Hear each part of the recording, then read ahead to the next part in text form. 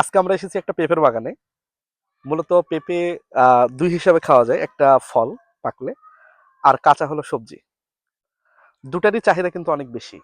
পেঁপেতে আছে প্রচুর পরিমাণে ভিটামিন, খনিজ লবণ, এর পাশাপাশি অ্যান্টিঅক্সিডেন্ট পেঁপের গুণ আছে। পেঁপের গাছের প্রধান যে শত্রু, পেঁপের একটা রিং স্পট রোগ হয়। মূলত এই রোগ হলে পেঁপের ফলন কমে যায়, পাশাপাশি যে পেঁপের যে মিষ্টতা, এটা মোটামুটি 90% পর্যন্ত কমে যায়। তো পেঁপের গাছের যদি আমরা প্রধান শত্রু বলি, এই কিন্তু এই রিং স্পট রোগ। তো আমি পেঁপে নিয়ে একটা মজার একটা ঘটনা বলি। আমি যখন অ্যাডমিশনে ঢাকায় ছিলাম 2016 সালে, তো আমাদের মেসে অনেক থাকতাম আমরা, প্রায় 620 জনের মতো। তো খাওয়ার সময় খুব কম ছিল, 1.5 ঘন্টা বা 2 ঘন্টার মতো ছিল। এই সময়ে ছোট্ট একটা জায়গায় 620 জন খাওয়া কিন্তু খুব কঠিন।